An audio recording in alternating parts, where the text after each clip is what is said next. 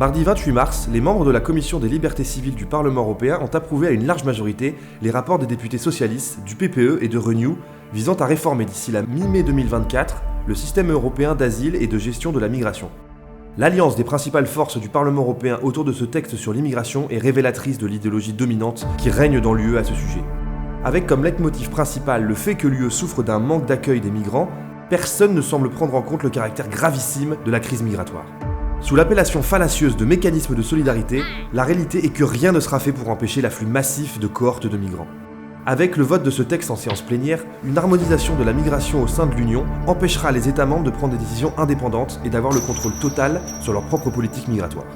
Le statut et la gestion des migrants connaissent un nouveau tournant avec le vote de plusieurs textes européens inclus dans le vaste pacte Asile et Migration, qui engendrera l'arrivée de 60 à 70 millions de migrants en Europe.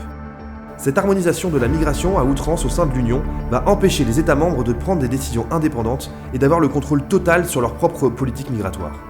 Il s'agit ni plus ni moins d'un abandon de souveraineté, ceci sans oublier les conséquences identitaires, sécuritaires et sociales qui impactent déjà les États. Les pays voulant introduire une protection efficace de leurs frontières n'auront plus la capacité de le faire, à moins de subir les foudres de l'UE. On l'a déjà vu avec l'exemple de la Hongrie de Viktor Orbán. L'idéologie immigrationniste n'en finit plus de faire des ravages.